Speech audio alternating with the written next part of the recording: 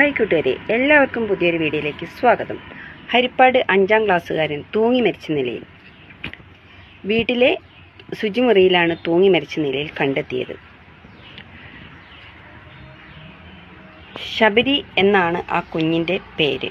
മണ്ണർശാല UP school 5ാം ക്ലാസ്സിൽ പഠിക്കുന്ന വിദ്യാർത്ഥിനിയാണ് ശബരി. സ്കൂൾ വിട്ട് വന്ന് നേരെ ബാത്റൂമിലേക്ക് കയറിയിട്ട് കുറേ നേരമായിട്ടും കാണാതായപ്പോൾ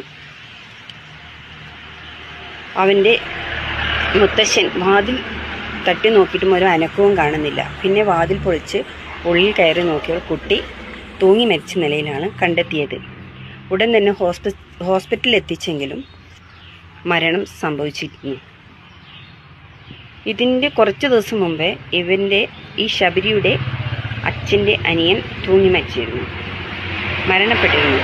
അന്ന് മുതൽ ഈ കുട്ടിക്ക് ചെറിയ രീതിക്ക് മാനസികമായിട്ട് വിഷമങ്ങൾ അനുഭവിച്ചിട്ടുണ്ട്.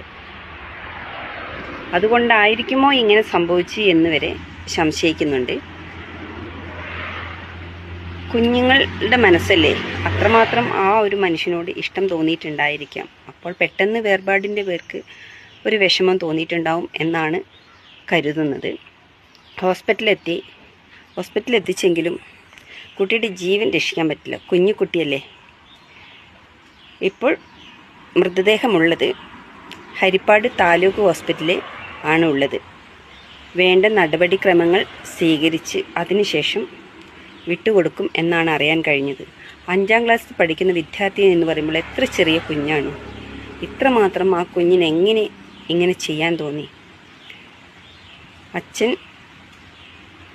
അച്ഛനും അമ്മമാർക്കും എത്രമാത്രം വിഷമം ഉണ്ടായിട്ടുണ്ടോ, അത് ആ കുഞ്ഞ് ശ്രദ്ധിച്ചില്ല. അപ്പം നമുക്ക് ആ കുഞ്ഞിൻ്റെ ഫോട്ടോ ഞാൻ ഇടുന്നുണ്ട്. പക്ഷെ വാർത്ത കേട്ടപ്പോൾ എനിക്ക് ഒരുപാട് വിഷമം തോന്നി. അതുകൊണ്ടാണ് ഞാൻ ഈ ഒരു പോസ്റ്റ് ഇവിടെ ഇടുന്നത്. അപ്പം നിങ്ങളെല്ലാവരും ഇതിന് അഭിപ്രായം അറിയിക്കുമെന്ന് പ്രതീക്ഷിക്കുന്നു. ഇപ്പോഴുള്ള മക്കൾക്ക് എല്ലാം അറിയാം, ഒന്നും അറിയാത്തതായിട്ടില്ല. അപ്പോൾ പരമാവധി എല്ലാം മക്കൾക്ക് നല്ല ക്ലാസ്സുകൾ എടുത്തു കൊടുക്കുക, നല്ല രീതിക്ക് മക്കളെ ചേർത്ത് നിർത്തുക. ഒരിക്കലും മക്കളെ കുറ്റപ്പെടുത്താതിരിക്കുക. എന്ത് തെറ്റ് ചെയ്തിട്ടുണ്ടെന്നും അവർക്ക് കാര്യങ്ങൾ പറഞ്ഞ് മനസ്സിലാക്കി കൊടുക്കുക. തെറ്റ് ചെയ്യുകയാണെങ്കിൽ അതിൽ നിന്ന് നമ്മൾ എങ്ങനെയെങ്കിലും പിന്തിരിപ്പിച്ച് കൊണ്ടുവരാൻ ശ്രമിക്കണം. അതായിരിക്കും നമുക്ക് നല്ലത്. അല്ലെങ്കിൽ നമുക്ക് നമ്മുടെ കുഞ്ഞുങ്ങളെ നഷ്ടപ്പെട്ടു.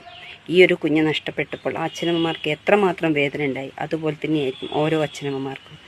അപ്പോൾ ഞാൻ പുതിയൊരു വീഡിയോയുമായി നിങ്ങൾക്ക് മുമ്പിൽ വരുന്നതായിരിക്കും. Tata, bye bye.